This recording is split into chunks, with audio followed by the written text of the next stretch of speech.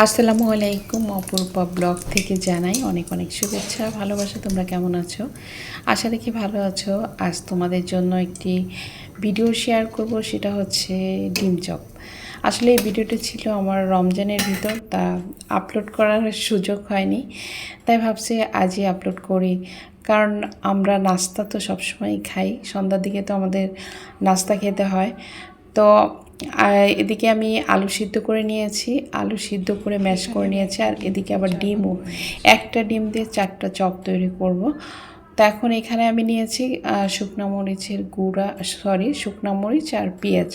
এটা বেরেস্তা করে নিয়েছি, একদম মচমচে ভাজা ভাজা করে নিয়েছি।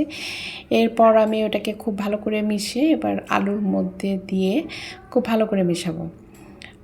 মিশিয়ে যাতে কোনো আলুটা এমনভাবে মিক্সড করতে হবে যেন কোনো না থাকে, এই মানে গোটা গোটা দানা দানা না থাকে। যেটা খুব ভালো করে মেশানোর পর আমি 4টা চপ তৈরি করব, এর জন্য আমি চারটা ভাগে ভাগ করে নিয়েছি। তা তোমরা যদি আরও বেশি চপ তৈরি করতে চাও তাহলে বেশি করে আলু নেবে। তা আমি রমজান মাসে কিন্তু এবার একদিন বেগুনি বানাইছি, আর বাকি দিনগুলো প্রতিদিনই আমার আলুর চপ ছিল। তা ভাবছি যে তোমাদের সাথেও শেয়ার করি, কারণ আমি খুব সহজভাবে দেখিয়েছি যে আর কিছু প্রয়োজন হয় না। এইভাবে তোমরা আলুর চপ খেয়ে দেখো, অনেক মজা, কি বলবো। তারপর আমি হাত পরিষ্কার করে নিয়েছি, নেওয়ার পরে এবার ডিমটা ভিতরে দিয়ে এভাবে দিয়ে ভালো করে আমরা মুড়িয়ে নেব, একদম পুরো কাটলেট যেভাবে আমরা তৈরি করি। আসলে আমি অত ভালো পারি না, তবে যতটুকু পারি আমি চেষ্টা করি তোমাদের মাঝে শেয়ার করতে। মানে আমি যেভাবে রান্না করি সেভাবেই। তো এইভাবে আবার ইউটিউব এমন একটি প্ল্যাটফর্ম, এটা দেখে কিন্তু আমরা অনেক কিছু শিখে গেছি, যেগুলো আগে আমরা এই রান্নার বিষয়ে বই পড়তে হতো আমাদের। কারণ আমার কিন্তু আগের থেকেই রান্নার বিষয়ে আমার বিয়ের পর কিন্তু আমি রান্না করতে পারতাম না, সত্যি কথা বলতে। তো যখন আমার বিয়ে হয়েছে তখন আমি অনেকগুলো রান্নার বই, যেমন সিদ্দিকা কবিরের রান্না, আরও অন্য যারা সেরা রাঁধুনি আছে তাদের বইগুলো কিন্তু আমার কাছে কালেকশন আছে। তারপরে ভারতের কিছু রান্নার বই, কারণ এগুলো আমার খুবই ভালো লাগতো এই বইগুলো পড়তে। এখনও পড়ি। কেকা ফেরদৌসির রান্নার বই, সেগুলো আমার কালেকশনে আছে। তো এরপর আমি এখানে এখন হলো গুলানোর পালা।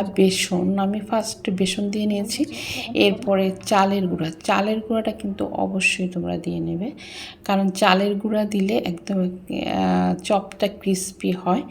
তার মধ্যে আমি দিয়েছি মরিচের গুঁড়া, তারপর দিয়েছি জিরার গুঁড়া, এরপর লবণ, আর এখানে বেকিং সোডা তোমরা দিতে পারো, অথবা বেকিং পাউডারটাও ব্যবহার করতে পারো, অথবা আরেকটা জানি কি ভুলে গেলাম। যাই হোক, আমি মনে নেই, যতটুকু পারছি মানে যা যা আমার ঘরে ছিল সেগুলো দিয়ে আমি চপটা তৈরি করছি।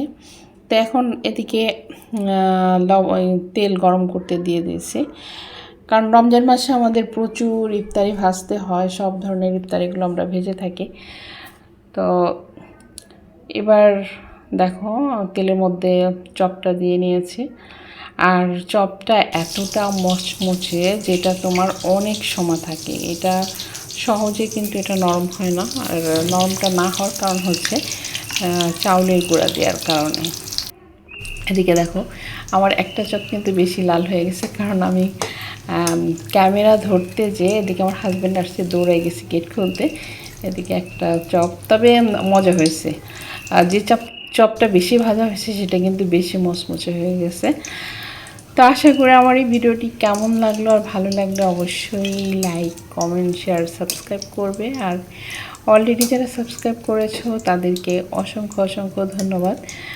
আর তোমরা যেহেতু আমার ব্লগ চ্যানেল, বিভিন্ন ধরনের ভিডিও আমি তৈরি করি, আশা করি আমাকে সাপোর্ট করবে।